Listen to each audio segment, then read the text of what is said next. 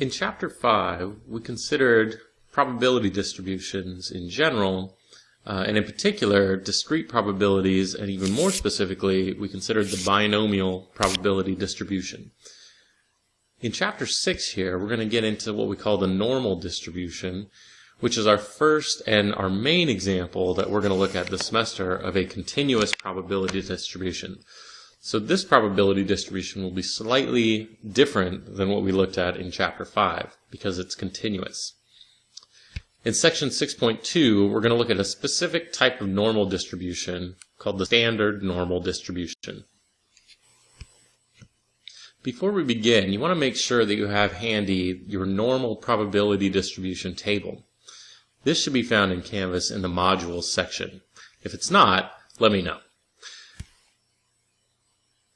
This would be a 2-page document, and you're looking now at the second page of the document. Before we jump into a standard normal distribution, I want to introduce the concept of continuous probability distributions using a different type, probably an easier type of continuous probability distribution, that of the uniform distribution. So we say a continuous random variable has a uniform distribution if its values are spread evenly over the range of possibilities. So consider this example. What we're looking at, our random variable would take on any value between 123 and 125, and the probability of it taking on any one of those values in between 123 and 125 is the same, which gives us a flat line across the top. So that is the probability that we are anywhere between 123 and, say, 124 is going to be the same anywhere in there.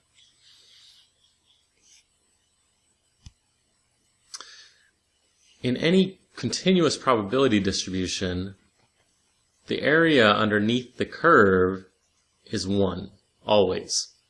No matter if we're talking about a uniform distribution or what we're going to talk about next, the standard normal distribution, they'll always have an area of 1 underneath the curve. And we call this curve the density curve. So the graph of a continuous probability distribution is called a density curve.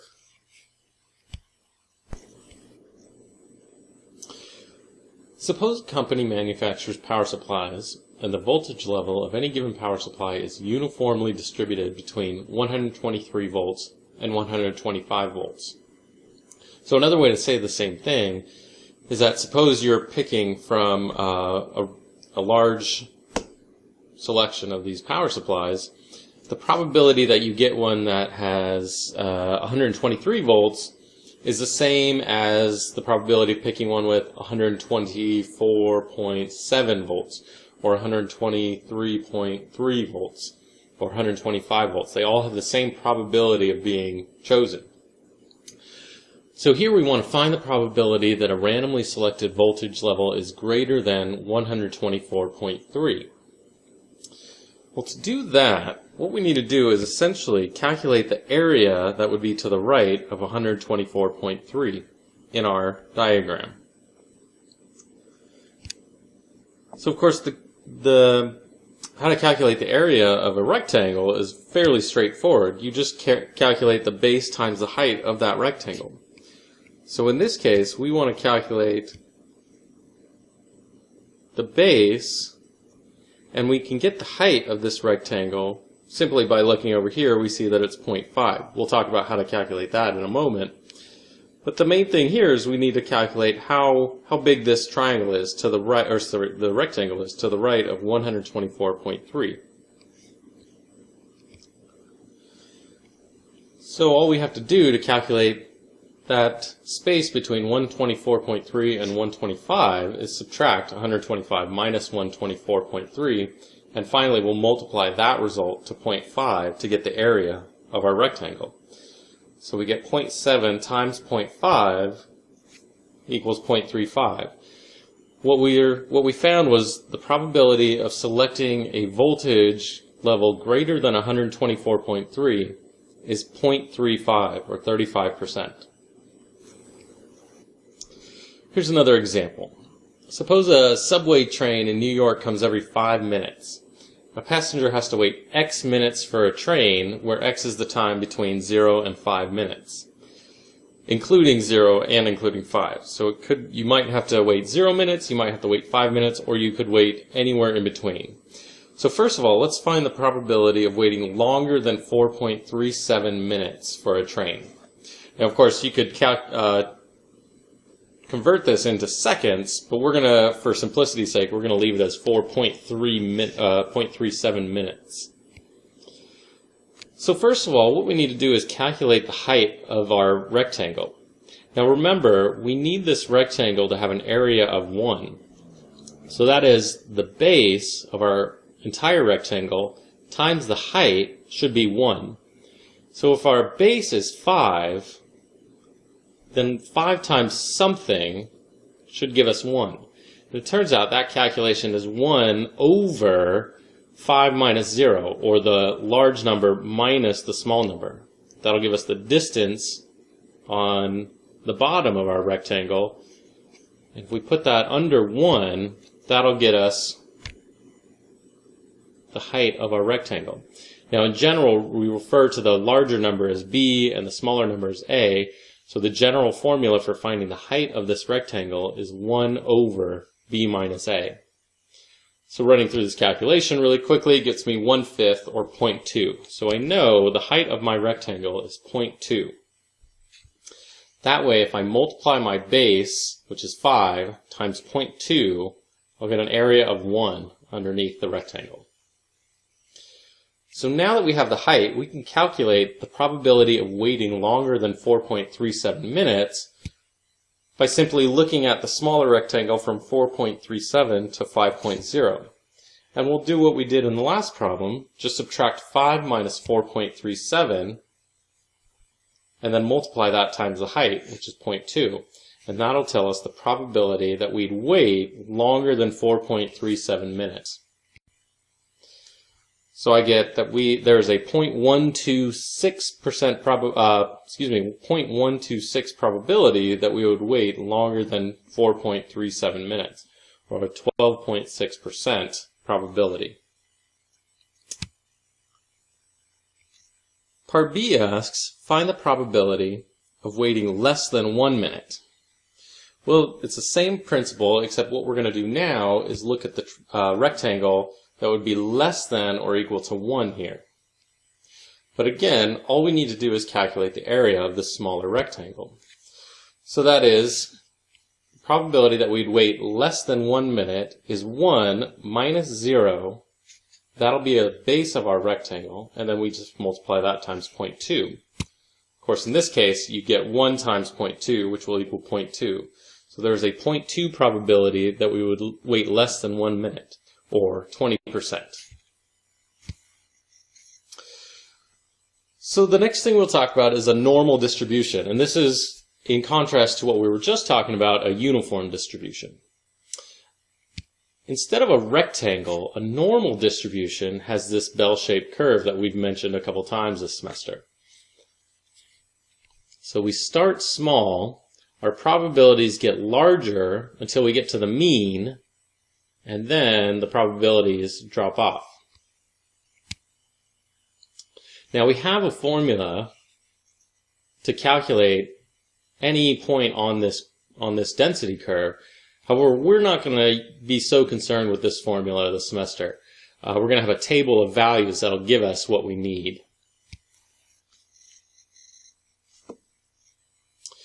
So no matter what kind of continuous distribution we have, whether it's normal, uniform, or any other continuous distribution, there are a couple requirements that they'll all have in common.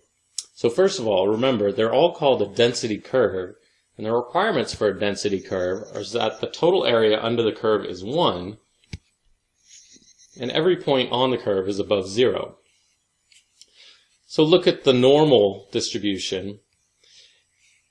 What we're saying here is that all this area underneath the curve is 1. So the area to the right of our mean is going to be 0.5, and the area to the left of the mean will also be 0.5. So the mean, when it comes to a normal curve, is going to split the curve up 50-50. Now, a specific type of normal distribution is what we call a standard normal distribution, and we're going to do a lot of calculations with the standard normal distribution. So if we were to look back at this formula, the standard normal distribution takes the mean and the standard deviation and has very specific values for them. So in a general normal distribution, the mean and standard deviation can be anything, but in a standard normal distribution, the mean is 0 and the standard deviation is 1. So that makes the formula a little simpler. However, we're still not going to use this so much. Again, we're going to use our table of values. The standard normal distribution is a normal probability distribution with a mean of 0 and a standard deviation of 1. And just like any other continuous probability distribution, the area underneath the density curve is 1. So again, the mean is going to split up 50-50. It just happens to be with a standard normal distribution, this mean is exactly at 0.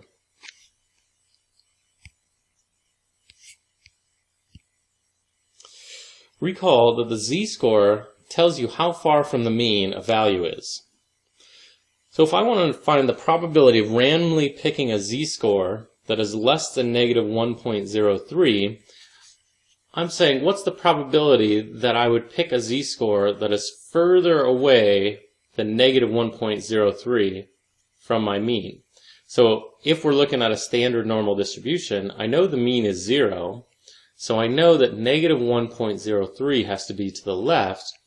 And I want to know the probability of randomly picking a z-score that is less than negative 1.03, so to the left of negative 1.03. So that is akin to finding the area under the density curve that is to the left of negative 1.03. The way we're going to do this is we're going to look at the probability distribution table, the standard normal distribution tables that I mentioned at the beginning of this video. So make sure you have a printout of those handy because we're going to look at those next to find out the probability of randomly picking a z-score that's less than negative 1.03. Looking at our normal probability table, in order to calculate the area to the left of negative 1.03, what we have to do is look at our z-score column and go down and find negative 1.0. So we're at negative 1.0, but of course we want to find the area to the left of negative 1.03. So if you notice across the top of all these columns, you have 0.00, 0.01, 0.02, 0.03, etc. These are going to be that second decimal place. So your column gives you your first decimal place, or this far right column gives you your first decimal place, and the row across the top gives you the second decimal place. So if we want negative 1.03, we go down to the negative 1.0, and then to the left to the 0.03 column. So if you remember, this first one is 0.00, 0.01, 0.02, and 0.03. So what this tells us is that the area to the left of negative 1.03 is 0.1515. It's important to remember that this table only gives us the areas to the left.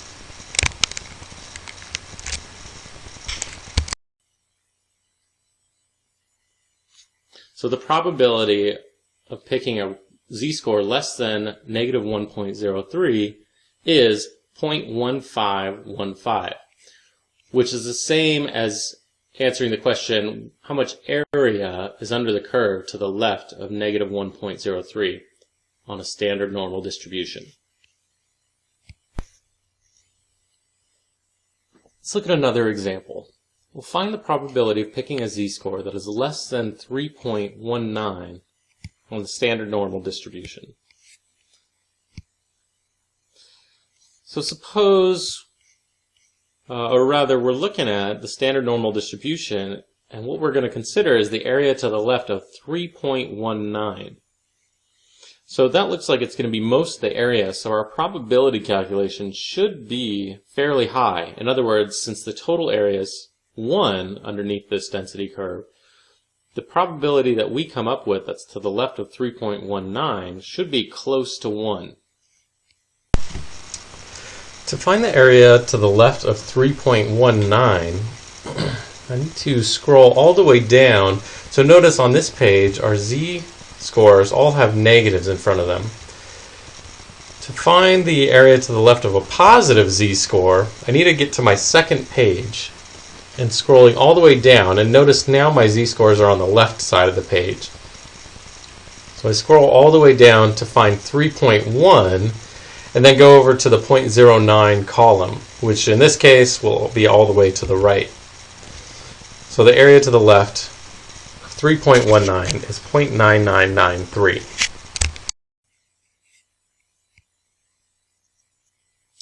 The probability of picking a z-score less than 3.19 is 0.9993. So just as we suspected, it is close to 1.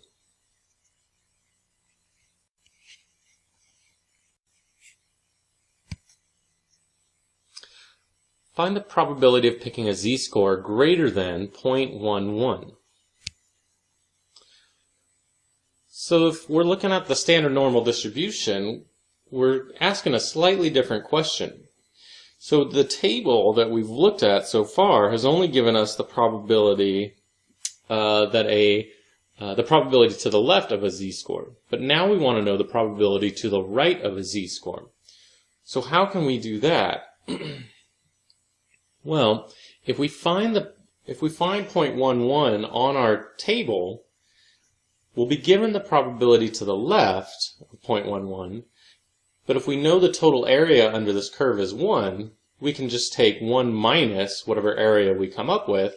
That'll give us the rest of the area to the right of 0.11. So the calculation will be slightly different. But let's take a look at the table. If I want the area to the right of 0.11, you have to keep in mind that this table only gives us the areas to the left of z-scores. So if I want the area to the right of 0.11, I first find the area to the left of 0.11. That is, go down and find the z-score 0.1, and then in the 0.01 column. But again, this 0.5438 is the area to the left. So if I want the area to the right, since the total area under the curve is 1, I can just subtract 1 minus 0.5438 to get the area to the right of 0.11.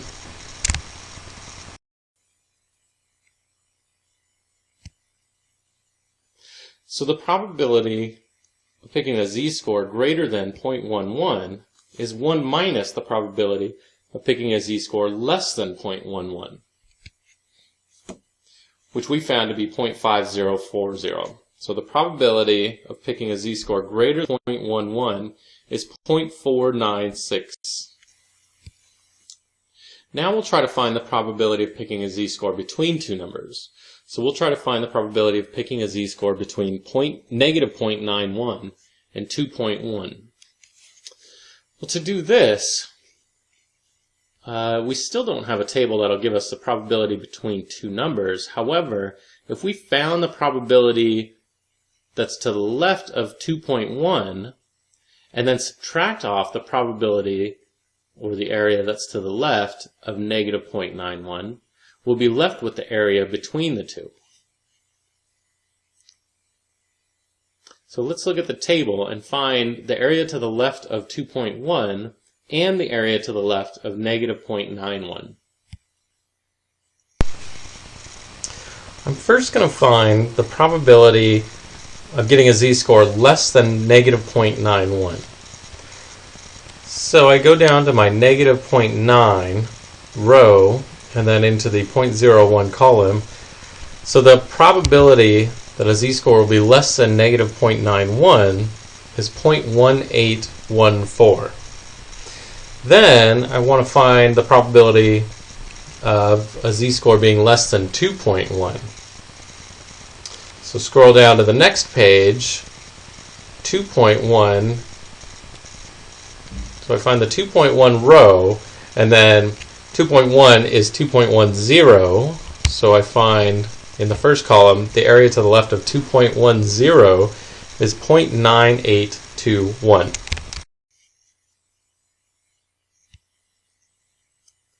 So the probability that a z-score will be between negative 0.91 and 2.1 is the same thing as the probability that the z-score will be less than 2.1 minus the probability that the z-score will be less than negative 0.91, which we found those probabilities to be 0.9821 minus 0.1814. So subtracting these, we get 0.8007, that a z-score would be between negative 0.91 and 2.1.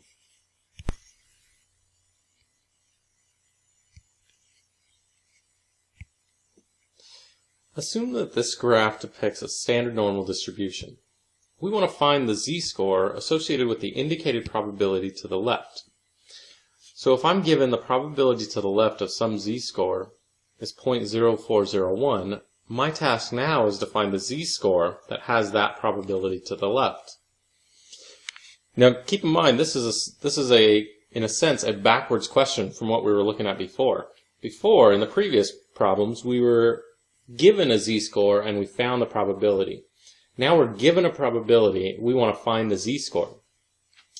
So to do that, we're going to go back to the table, but instead of looking in the z-score column first, we're going to look in the probability area of the table, and then that'll tell us what z-score has 0.0401 to the left.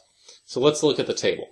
So if I want to find the z-score that has 0.0401 probability to the left of it, I need to find the probability in this table 0.0401.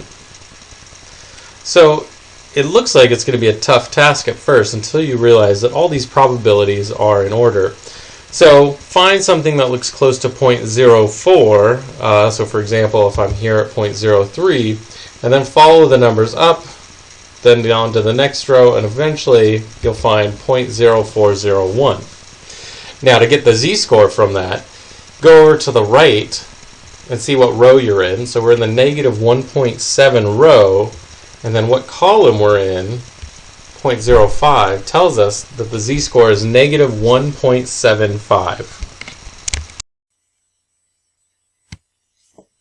So the z-score that has 0.0401 to the left is negative 1.75. Let's do the same thing. Consider this standard normal distribution, and we want to find the z-score with the probability 0.4168 to the right. So again, keep in mind the table that we're going to look at only gives us z-scores with probabilities to the left. So in order to figure out what z-score has 0.4168 to the right, we first want to subtract 1 minus 0.4168 to get this area in the white region, because the table is going to tell us the z-score that will have this probability to the right. So in other words, I want to look at my table and find the z-score that has 0.5832 to the right, because if that z-score has 0.5832 to the left, excuse me, I said right, to the left, then that'll be the same z-score that has 0.4168 to the right. So let's look at the table. So now to find the z-score that has 0.5832 probability to the left, I've got to scroll down to the second page, and I know it's the second page because 0.5832 is bigger than 0.5. So scroll to the second page, and again, I'm just going to go through these rows until I find 0.5832. So here's 0.57, 0.57, 0.57, 0.5832. So the z-score that has 0.5832 to the left of it is 0.21.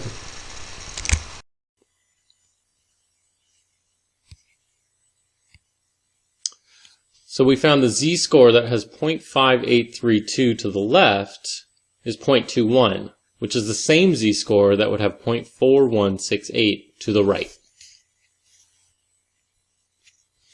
A quick word about notation. We have this notation z sub alpha that we'll see later on that denotes a z-score with an area alpha to the right. So in other words, I could have written my answer to the previous problem as z sub 0.4168 equals 0.21, because what we're indicating with this notation is the z-score that has 0.4168 to the right. More often than not, when we're talking about z sub alpha notation, we're talking about something, a nicer probability, like 0.05 or 0.1 or 0.01. 0.05 is probably the most common area to the right that we're going to consider later on. So we have the definition for the standard normal distribution. A critical value is a z-score separating unlikely values from those that are likely to occur. So that is, if we want to call the probabilities that are further out than 0.05, we would say these are unlikely to happen because they have a low probability. The critical value in this case would be 1.645.